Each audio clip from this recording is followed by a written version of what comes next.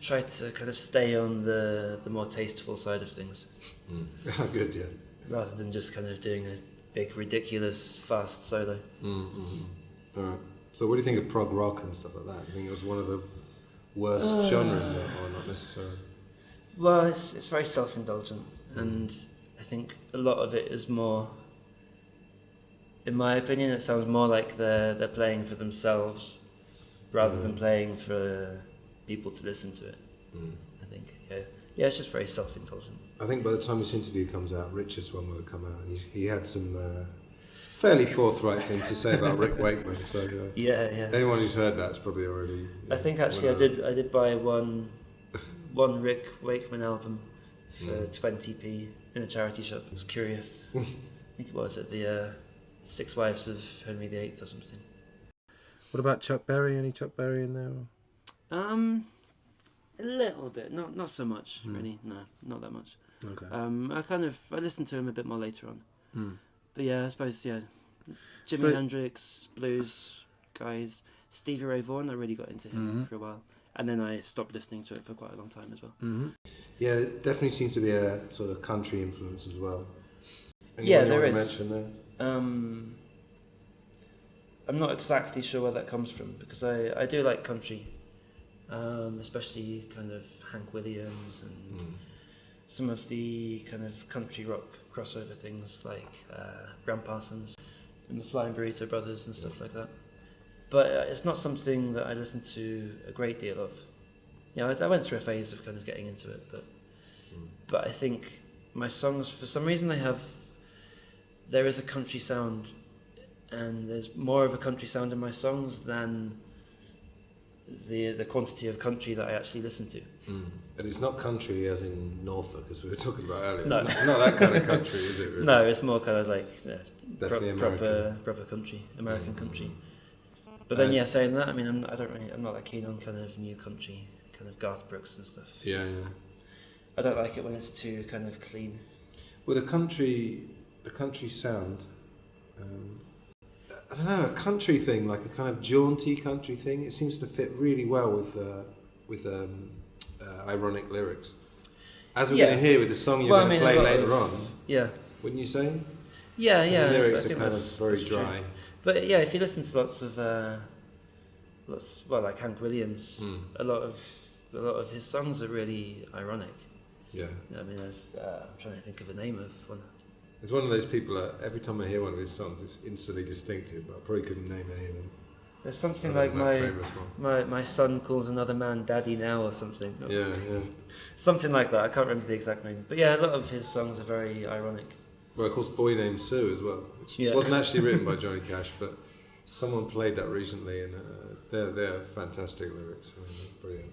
Yeah, definitely. Yeah, Hank Williams is a great place to start as well, isn't it, with country, because it's so basic. Yeah, there's so much in it, It sounds very honest as well, I think. And I think that's something that's quite important for me in music. If it sounds honest, then it's just more believable, and it's more kind of putting yourself out there a bit, I think. Quite vulnerable as well. Yeah. I was talking to David. We were saying that we really admire performers who kind of look vulnerable on stage. Yeah. I think it's admirable. It's not an easy thing to do. Another thing about you is you seem to play a lot of instruments. How many instruments can you actually play? I've never counted them. I mean, you got to about 25 and stopped. What are your main ones? You play guitar, piano, harmonica? Harmonica a bit. I mean, harmonica was more from necessity, really, because when I started writing my own songs and playing by myself, I wanted to have another melodic instrument in there, so I kind of started playing harmonica just with the Bob Dylan neck holder thing, to have a different sound going on. Bob Dylan cap or not? Didn't go down that road. No, I suppose I've got a cap that's a bit similar to Bob Dylan. But and then I also play mandolin a little, banjo a little.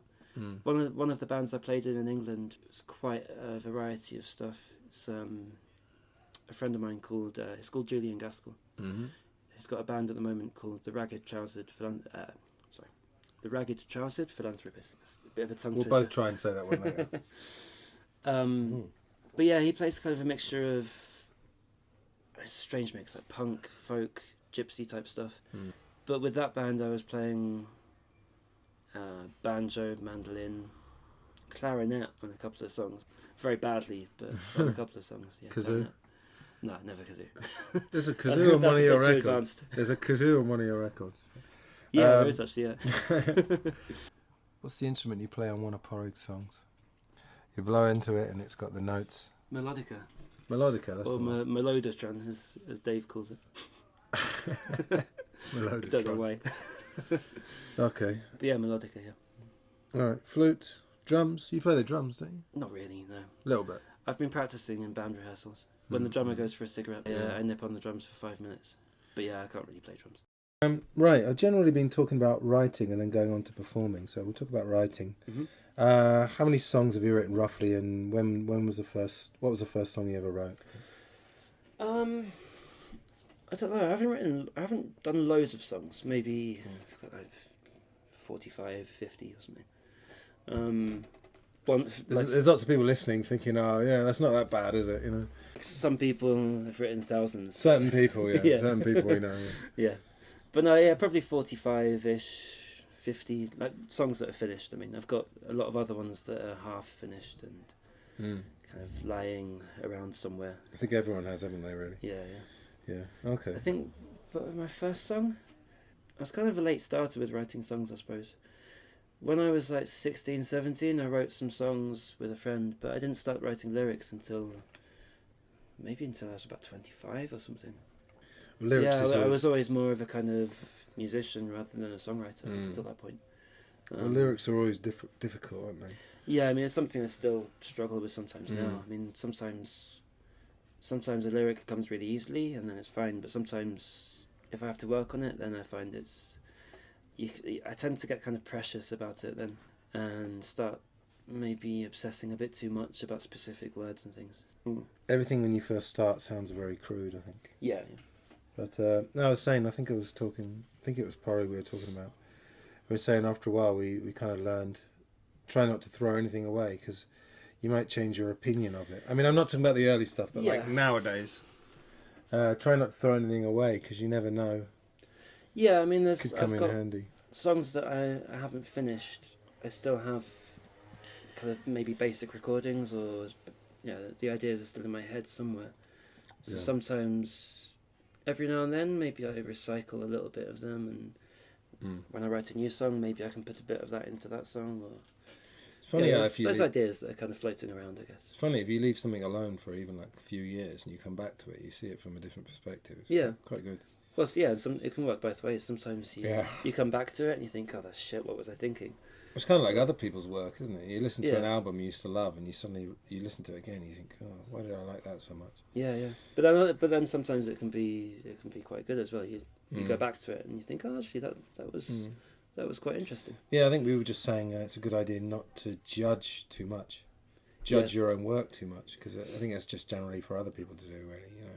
Yeah, I think when I started writing songs, I judged them a bit more, and the more songs I've written, I think the less I judge them. Sometimes I think the best songs, sometimes the ones that you write quickly and you finish them in like an hour, and you kind of think, okay, that's finished, that's done. I'm not going to add any more to that. I'm not going to think about it anymore. Yeah. And then I think those songs can often turn out the best. Yeah, well, Porrig quoted John Lennon told George Harrison, when you get in the mood, just do as much as you can. You know, when you get the inspiration, just put as much as you can and don't think any of it's silly or, you know. I think I've spoken to him about that before, actually, yeah. And I think... John Lennon or Porrig? Porrig.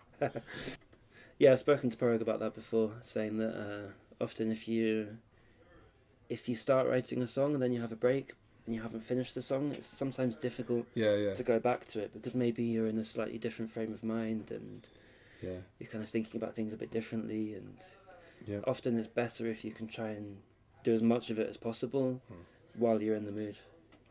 Yeah, I mean, even if you add to it later, try and get a beginning and an end, maybe. Yeah. You know, not leave it hanging. Yeah, I'll get like the basic, the basic structure and most of the verses and the choruses and stuff. All right. Another sort of distinction you can make between writers is a sort of craftsman versus the person who relies on inspiration. Because, in the 50s or whatever, you've heard of Tin Pan Alley. Yeah, obviously, yeah.